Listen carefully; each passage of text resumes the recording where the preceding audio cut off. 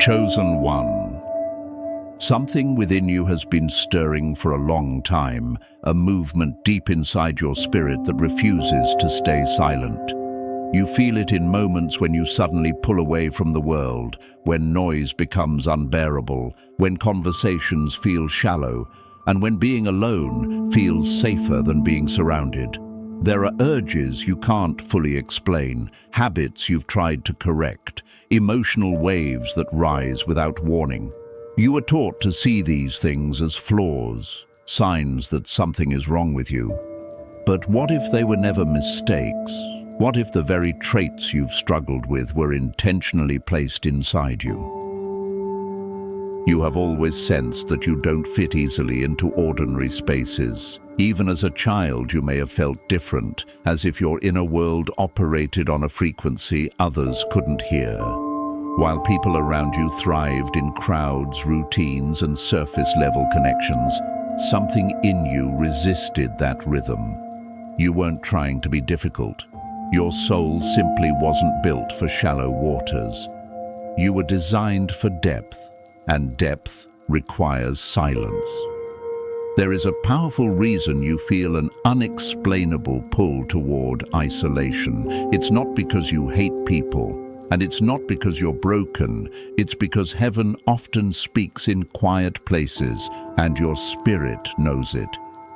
When you withdraw, when you cancel plans, when you disappear for a while, something inside you is recalibrating. God uses separation to tune chosen ones. Noise dulls discernment, but silence sharpens it. In stillness, your intuition wakes up. In solitude, your spirit detoxes from energies that would contaminate your calling. People misunderstand this part of you. They think you're distant, uninterested, or emotionally unavailable. But they don't see what's happening beneath the surface. While they're focused on external validation, your inner world is undergoing construction. Isolation doesn't drain you the way loneliness drains others. Instead, it restores you. It brings you back to yourself. It realigns you with something ancient and familiar that lives deep within your spirit. Every time God pulls you away from people, it's not rejection, it's protection. Certain voices would confuse you. Certain energies would weaken you. Certain environments would dilute what God is forming inside you, so He removes you, quietly, sometimes painfully, but always intentionally. In that separation, He strips away expectations that were never meant to define you. He dissolves identities you adopted just to survive. He brings you back to your original design. As this isolation deepens, something else begins to happen. Your awareness heightens, your senses sharpen. You notice subtle shifts in atmosphere. You feel tension before anyone speaks. You sense dishonesty even when words sound right. You discern danger without evidence. This isn't imagination. This is perception. Isolation is the furnace where your spiritual senses are activated. It's where your inner antennas are extended. And while the world assumes you're disappearing, heaven is building. God is constructing a version of you that doesn't react impulsively, doesn't seek approval, and doesn't compromise truth for comfort. A version of you that sees clearly, moves wisely, and stands firmly. The silence you've been entering lately is not empty. It's loaded. It's preparation. Alongside this pull toward solitude, there is another pattern you've likely struggled to understand: emotional intensity. You feel everything deeply. Love doesn't just touch you, it consumes you. Pain doesn't just hurt, it shakes you. Joy lifts you high and sorrow pulls you low. Emotions move through you like waves, sometimes gentle, sometimes overwhelming. The world calls this being too sensitive, but heaven calls it being perceptive. You are tuned to frequencies others cannot register. You pick up on hidden motives, unspoken pain, and spiritual shifts long before they surface. Many of the emotions you feel aren't even yours. You absorb atmospheres. You carry weight that doesn't belong to you. You walk into a room and feel heaviness without knowing why. You sense when someone is suffering, even when they're smiling. This depth isn't a flaw, it's a function. Your emotional intensity is a warning system. It alerts you to danger before logic can catch up. It guides you away from people who would harm you and towards situations aligned with your purpose. Yes, it's exhausting. There are days when you wish you could feel less, care less, and react less. But if you were built like everyone else, you wouldn't be able to do what you were created to do. Your heart was designed with extra capacity because your assignment requires it. You were built to carry things others would collapse under.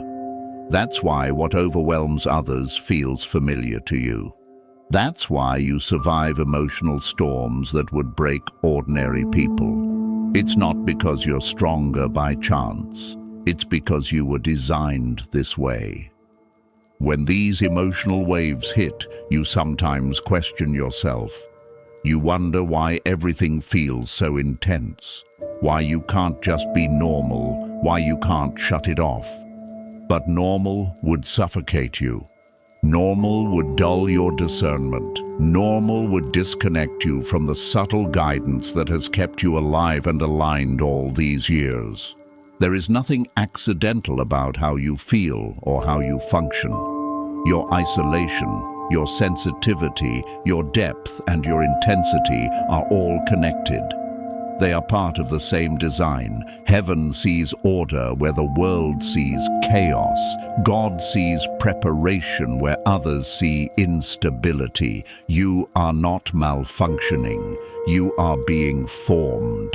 And if lately the pull towards silence has grown stronger, if your emotions have intensified, if you feel like something is shifting inside you without a clear explanation, it's because something is being prepared behind the scenes. You are not withdrawing from life. You are being repositioned for what comes next.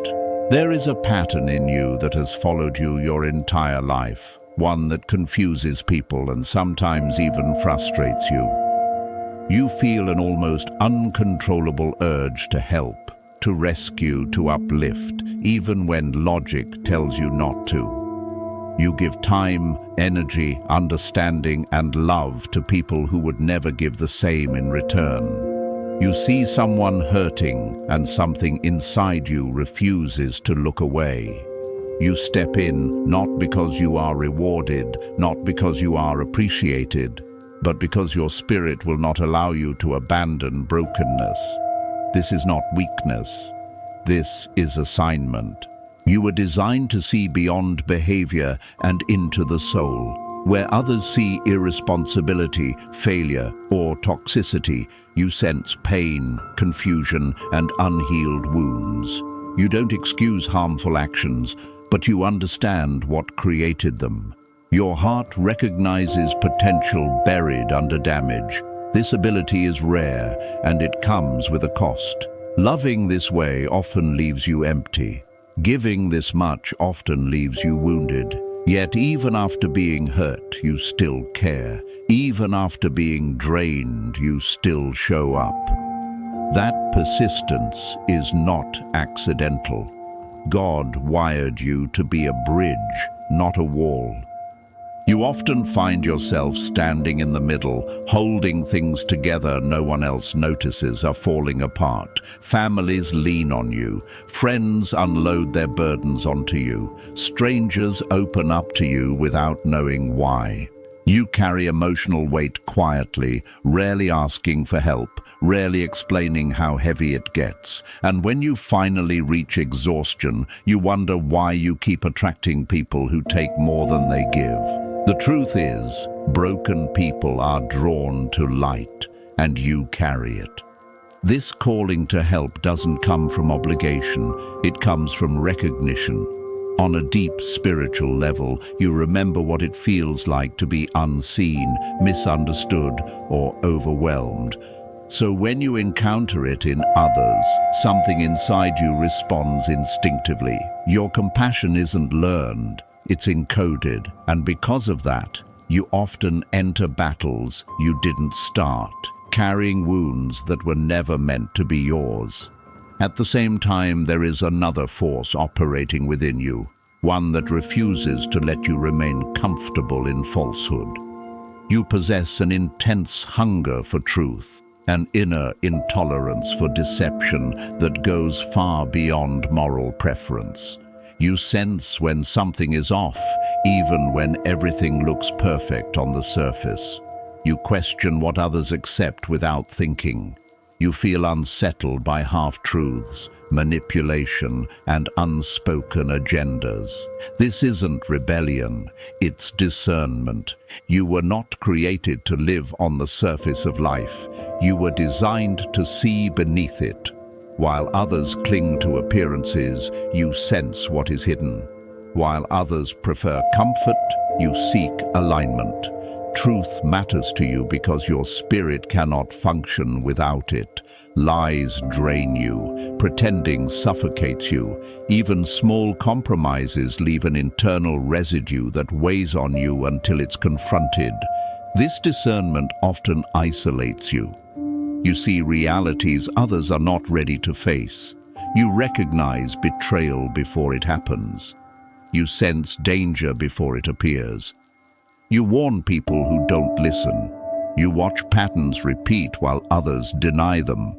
This can make you feel ahead of your time, out of place, or alone. But this vision is not meant to make you fit in. It's meant to keep you protected and prepared.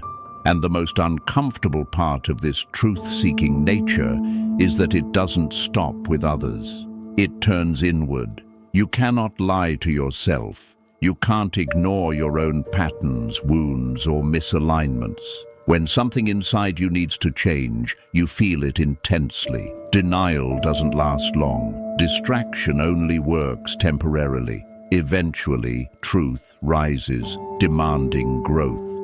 Because of this, you experience an internal pressure that few people understand. You expect more from yourself than anyone else ever would. You hold yourself to standards no one asked you to meet. You push forward even when you're exhausted. You keep improving even when no one is watching. This pressure isn't driven by ego or perfectionism. It's driven by responsibility. Your soul knows it carries something significant, even if your mind can't fully explain it yet. You feel accountable to a future you haven't stepped into. Settling feels unbearable. Stagnation feels like decay. You sense that your decisions ripple beyond your own life, affecting people and outcomes you may never see. That awareness creates weight. You rarely give yourself the grace you offer others. You forgive easily outwardly, but struggle inwardly. You replay mistakes, analyze conversations, and question your choices. When you fall short, you feel like you've disappointed something greater than yourself. And yet, this pressure is not meant to crush you. It's meant to shape you. God allows this internal drive because it pushes you into growth you would never choose if comfort were the goal. It keeps your spirit alert. It forces refinement. It prepares you for roles that require emotional intelligence, endurance, and integrity. The weight you carry corresponds to the influence you are being prepared for. Lighter callings require less pressure. Greater assignments require more. This inner tension you live with, the constant sense that you must rise higher, see clearer, and do better, is not condemnation. It is direction. It is the echo of the person you are becoming calling you forward. Even when you stumble, heaven is not disappointed. Heaven is attentive. Every struggle is shaping capacity. Every failure is teaching discernment. And if lately this pressure has increased, if you feel stretched, challenged, or restless, it's because something is aligning. You are being prepared for a level of responsibility you have not yet stepped into. What feels heavy now is training your spirit for what will soon feel natural. No matter how many times life has knocked you down, there is something within you that refuses to stay buried. You have walked through seasons that should have destroyed you, moments so heavy they felt unbearable, nights where survival itself felt like an achievement. There were times you were certain you had reached your limit, times you whispered prayers through exhaustion and pain, convinced you had nothing left to give. And yet, somehow, you rose again, not because everything was resolved, not because the pain disappeared, but because something inside you would not allow the story to end there. People see your strength now, but they don't see the cost of it. They don't know how many times you had to rebuild yourself in silence. They don't know how many times you stood up with a fractured spirit and forced yourself forward anyway. They admire your resilience without understanding the battles that forged it. What looks like natural toughness is actually divine reinforcement. No human system sustains that level of endurance on its own. This ability to rise again was stitched into your soul long before you encountered your first storm. Every fall shaped you, every collapse taught you something no victory ever could. Each time you were broken, wisdom was carved into you. Each time you were forced to rebuild, you became more aware, more discerning, more grounded. You didn't come back the same, you came back upgraded. The version of you that stands today carries layers of strength that only suffering can produce. You are not surviving despite the pressure. You are being refined by it. There is a reason certain attacks felt personal. They were. You were targeted because quitting works on most people. Giving up breaks most spirits. But you were built differently. Chosen ones don't just recover. They resurrect. You rise when there is no applause. You rise when there is no support. You rise when there is no clear path forward. And every time you do, something inside you becomes unshakable. With each comeback, your spirit absorbs authority. Authority that darkness recognizes. Authority that shifts rooms when you enter them. Authority that draws favor you didn't chase. This is why your recovery cycles feel different from others. You don't just heal, you transform. What was meant to end you becomes the very thing that elevates you. Your comebacks are not returns to normal. They are promotions into higher levels of awareness and influence. There are moments, though, when you grow tired of always having to be strong. Moments when you wish someone else would carry the weight for once. Moments when rising again feels more exhausting than falling. If you're in that place now, understand this. Fatigue does not mean failure. It means transition. The pressure you feel often appears right before expansion. What feels like breaking is often the stretching required to contain what's coming. Beneath all of this resilience is a connection you have never been able to sever, no matter how far you drifted or how hard you tried to silence it. There has always been a pull toward something higher, a voice that reaches you in ways that bypass logic. You sense it in restlessness that won't let you settle. You feel it in sudden clarity that arrives without effort. You hear it in warnings that surface before danger appears. This is not imagination.